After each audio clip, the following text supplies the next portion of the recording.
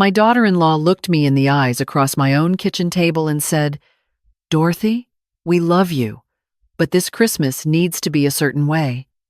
Your presence would make things complicated." I had been cutting apple slices for the pie I planned to bring them. The knife stopped moving.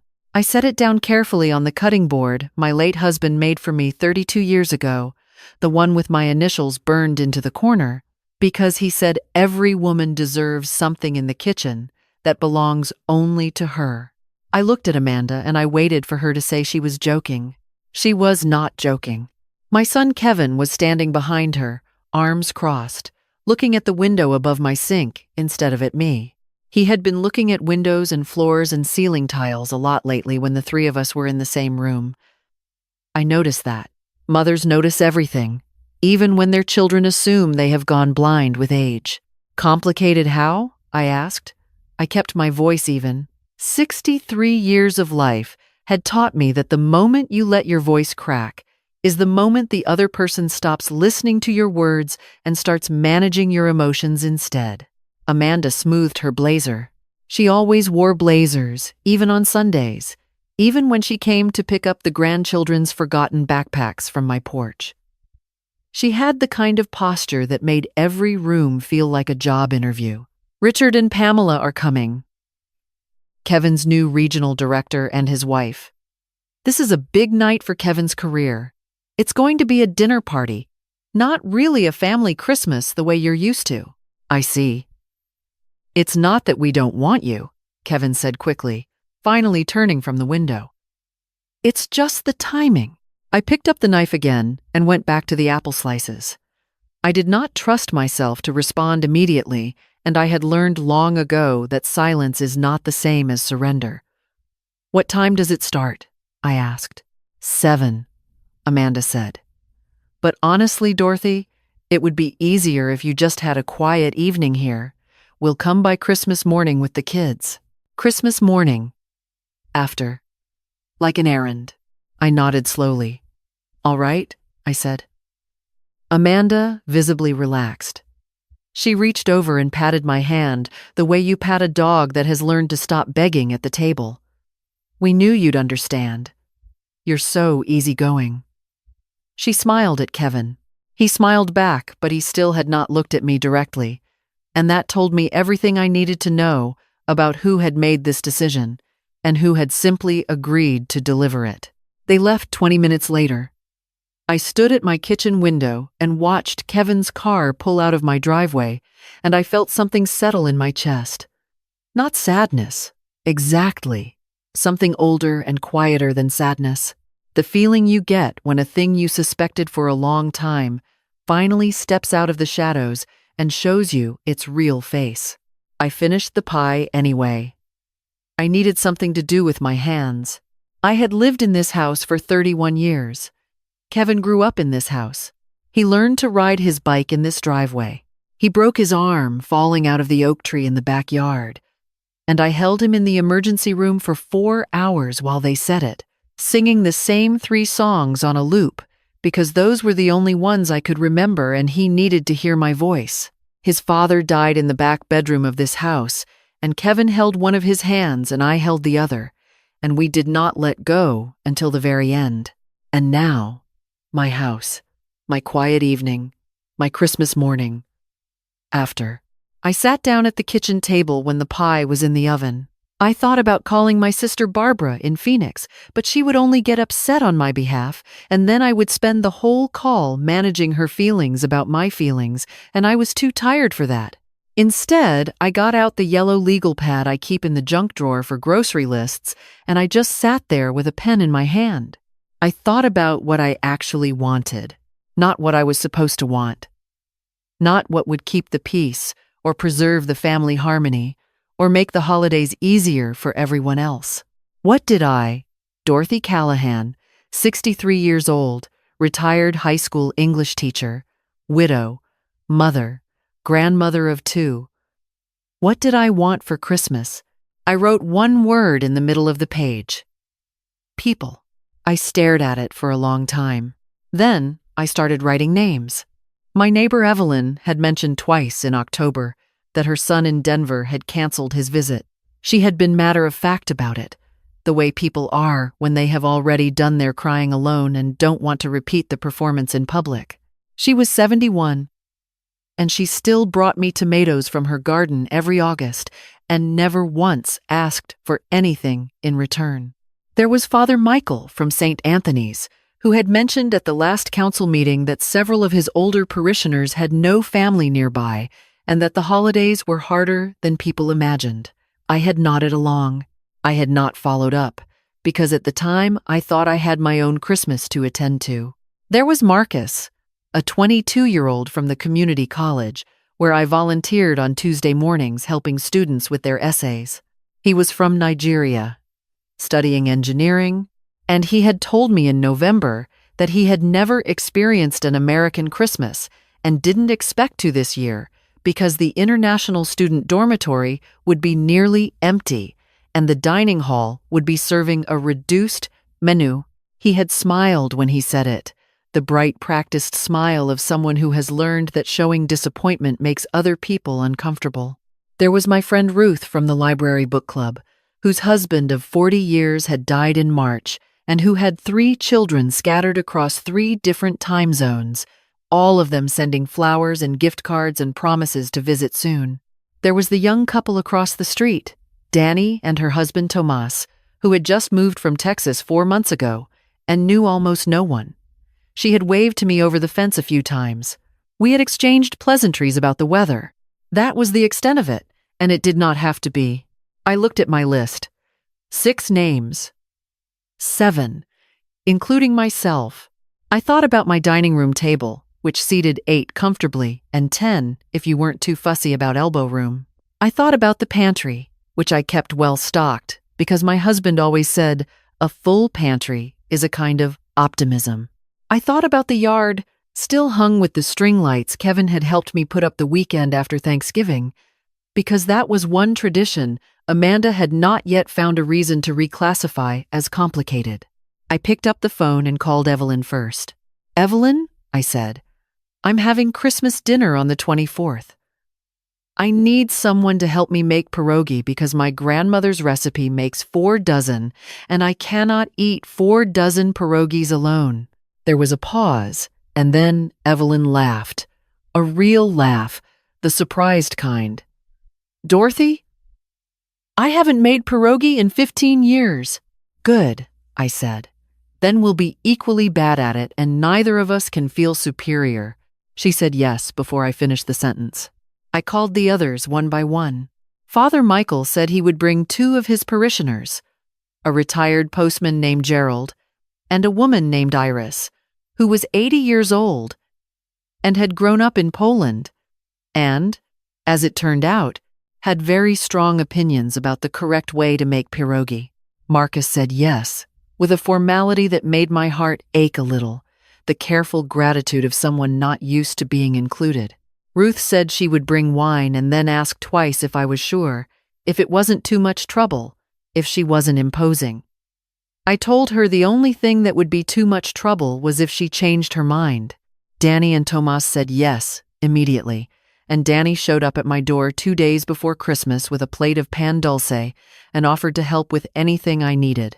What I needed, it turned out, was quite a lot of help, and I got it. The week before Christmas Eve, my kitchen was rarely quiet. Evelyn came over Tuesday, and we made a mess of the first batch of pierogi, and a better mess of the second batch, and by Thursday, Iris had appointed herself quality control and was demonstrating the proper crimping technique with an authority that reminded me of the best teachers I had known. Danny learned to crimp in under 20 minutes. Marcus took notes. Actual notes in a small spiral notebook because he said he wanted to be able to make this for people back home someday. I made my mother's green bean casserole and my grandmother's sweet potato pie. Ruth brought 2 bottles of a Burgundy she had been saving for a special occasion and then laughed at herself for calling Christmas Eve at her neighbor's house a special occasion, and I told her it was exactly that, which seemed to surprise her. Father Michael brought Gerald and Iris and also, unexpectedly, a poinsettia plant, almost as tall as he was. which barely fit through the front door, and which we all agreed was excessive and wonderful. On the evening of December 24th, my dining room table was extended to its full length for the first time since my husband's last Christmas. I had brought out the good china, the set we received as a wedding gift and used only on occasions that felt worthy of it. My husband used to say that saving the good china for special occasions was a form of poverty, that ordinary Tuesday dinners with people you loved were exactly the occasions good china was for. I had not listened to him enough about that when he was alive. I was listening now. We sat down at 6 o'clock. 9 people around a table in a house on a quiet street, most of us with nowhere else to be, all of us exactly where we wanted to be. Gerald told a story about delivering mail in a blizzard in 1987 that had us in tears from laughing. Iris told us about Christmas in Warsaw when she was 8 years old, and the table went quiet in a different way, the way it does when someone shows you a piece of their life that is irreplaceable and fragile. Marcus tried the sweet potato pie and said nothing for a moment, and then said it tasted like warmth, which was the best review I have ever received for anything I have made in this kitchen or anywhere else. After dinner, we moved to the living room and someone turned on the old record player I hadn't used in years, and we listened to Nat King Cole and Ella Fitzgerald and talked about everything and nothing, the way people do when they have stopped performing for each other and are simply present. Ruth fell asleep in the armchair by the fireplace for 20 minutes and woke up looking more rested than I had seen her look since March. Danny and Tomas stayed until nearly midnight, and when they left, Tomas shook my hand with both of his and said that this was the best Christmas he had experienced in America and that America had been confusing him for 4 months, but tonight he understood it a little better. I stood on the porch and watched them all leave, one by one, into the cold, clear night.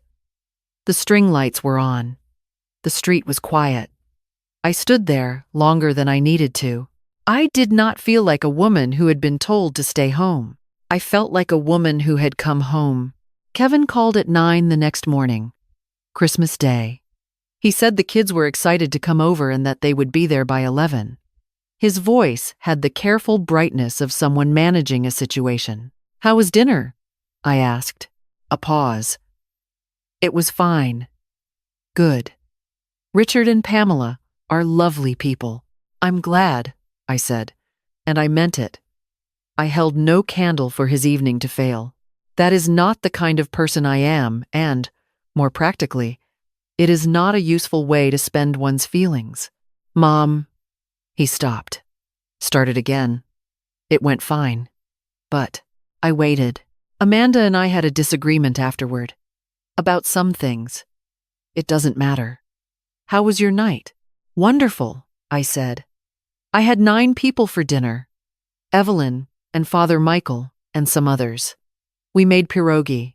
Silence on the line. "You had a party?"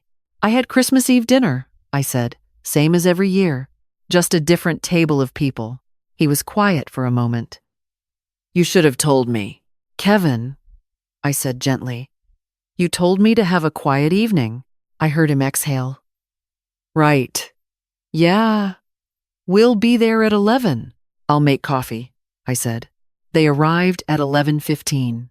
The children came through the door like small hurricanes, as 7-year-olds do, and they filled the house with the particular noise that only grandchildren make, the kind that does not grate but settles into you like music. Lily wanted to help me water the poinsettia Father Michael had left. James wanted to know whose record player that was and whether it was broken. Amanda was quiet in a way I recognized. Not shy, Amanda was never shy. Quiet in the way of a person who has realized something and is not yet ready to say it out loud. Kevin helped me carry coffee cups to the table, and we stood in the kitchen for a moment alone. He looked older in the winter light. He had his father's forehead, the way it holds worry. "The promotion review got moved," he said quietly, not looking at me. "Richard said the committee wants to revisit some of the candidates. He was pretty vague about why." He picked up a spoon and set it back down. "Amanda thinks it's because of something that happened at dinner." She said she overheard Richard telling Pamela that Kevin's home life seemed, and she said he used this word, performative. I said nothing. She's upset. She thinks it was the centerpieces. Too elaborate. He almost laughed. I think it was something else. I poured the coffee. What do you think it was? He was quiet for a long time. I think Richard is the kind of man who can tell when a home is being staged versus lived in. He looked at me then, directly, for the first time in longer than I could easily measure. Mom, I'm sorry. About Christmas Eve. Amanda was... He stopped. I went along with it. That's on me. I handed him his coffee cup. Kevin, you are my son, and I love you without conditions. You have known that since the day you were born, and that is not going to change. I looked at him steadily, but I am not going to pretend that what happened was fine, because it wasn't. And I am not going to tell you it didn't hurt, because it did. He nodded. His jaw tightened the way it did when he was trying not to show something. He got that from his father, too. I had a beautiful Christmas Eve, I said. And I want you to know that not because I want you to feel bad, but because I want you to understand that I will be all right. I have always been all right. You don't need to worry about me the way you do, and you don't need to manage me. I touched his arm briefly. What I would like is to be included, not performed for, included. He set down his coffee cup and hugged me. He is 6 feet tall, and when he hugged me, I still felt, briefly, the way I had felt holding his hand in the emergency room 30 years ago. Both of us frightened. Both of us holding on. Okay, he said. Okay, Mom. In the living room, Lily was asking Amanda why the record player had a needle, and Amanda was explaining it patiently, kneeling on the floor with her blazer still on, her voice softer than I usually heard it. James had found the leftover pierogi in the refrigerator and was eating one cold and looking very satisfied about it. I stood in the doorway between the kitchen and the living room, and I watched my family, and I thought about Evelyn, who was probably spending the morning calling her son in Denver, about Ruth, who had texted at 8 a.m. to say she had slept better than she had in months, about Marcus, who had sent a photo of himself in front of my porch at night, the string lights behind him, with a message that said simply, First American Christmas. Thank you, Dorothy. I thought about what Amanda had said, that my presence would make things complicated. I used to believe that complicated was something to be avoided, that a woman's job in the family was to smooth things over, to simplify, to make herself easier to accommodate. My generation was taught that in ways both obvious and invisible. But I had sat at a table with 9 people on Christmas Eve, and not one moment of it had been simple, and every moment of it had been good. Iris's stories were not simple. Gerald's laughter was not simple. Marcus writing notes about pierogi crimping in a little spiral notebook, so he could take the knowledge home, across an ocean that was not simple at all. It was the opposite of simple. It was full. I went to the kitchen and started warming up the leftover sweet potato pie, because it is even better the second day, and because the children would want some, and because feeding people is one of the ways I know how to say what I sometimes cannot find the words for. Amanda appeared in the kitchen doorway. She had taken off the blazer. Can I help with anything? She asked. I looked at her for a moment. She was 36 years old, and she had married my son when she was 29, and I had watched her build a life with the fierce efficiency of someone who grew up without a safety net and was determined never to need one. I understood her better than she knew. That did not make what she had said to me acceptable, but it made her more than a villain in this story, and I had no interest in simple villains. You can get the plates down, I said. The everyday ones are fine. She reached for the cabinet. Then she stopped. Dorothy. She did not turn around. Kevin told me what you said. About being included, not performed for. She was quiet for a second, I grew up in a house where everything was a performance because we couldn't afford for it not to be. Every school event, every parent-teacher conference, every holiday meal, it had to look right because we were always one wrong impression away from things falling apart. She finally turned. Her voice was even, but her eyes were not. I know that's not an excuse. I'm just trying to explain. I looked at her steadily. I know, I said. I taught high school for 31 years. I can tell the difference between a person who is unkind and a person who is frightened. She took down the plates. Her hands were steady, but she set them on the counter more gently than necessary. I'd like you at Easter, she said. Not as a question. I'll be there, I said. And I'll bring pierogi, because Iris taught me the right way to crimp them and I intend to show off. Amanda almost smiled. It was a small one, still guarded, but it was real. I'll tell Kevin to clear a weekend so we can come help you make them. Good, I said. Bring the kids. Lily has good hands for it. James appeared at the kitchen door with pierogi number 3 and absolutely no apology about it.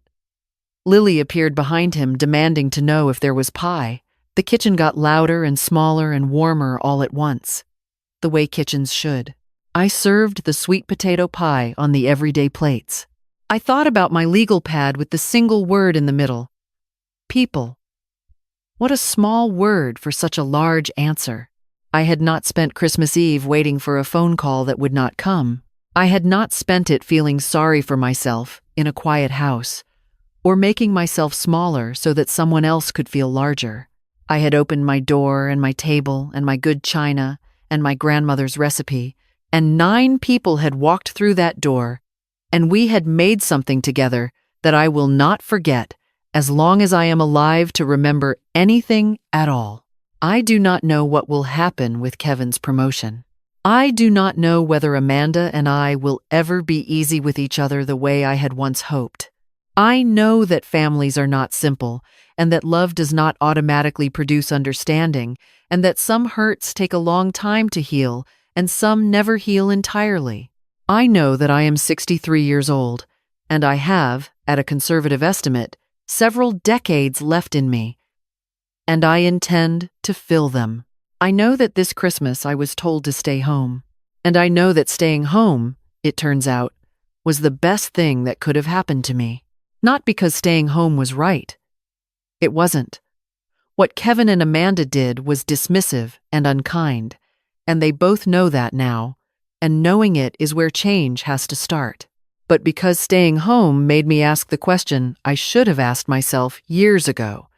Not what does my family need from me? What do I need? What do I want? Who do I want to be in the time I have left? The answer was not complicated. It was just people. It was just the table, set with the good china on an ordinary evening, the string lights in the yard, Nat King Cole on the old record player, and a room full of human beings who showed up for each other because someone had simply thought to ask. I have Evelyn's number saved in my phone now, and Ruth's, and Marcus's, though he texts in a formal style that still makes me smile. Father Michael's, Gerald's, Iris's, Danny's, who has already asked if she and Tomas can come for my birthday in February, and I have already said yes. The good china is hand-washed and back in the cabinet. The legal pad is still on the kitchen table. I have been adding names.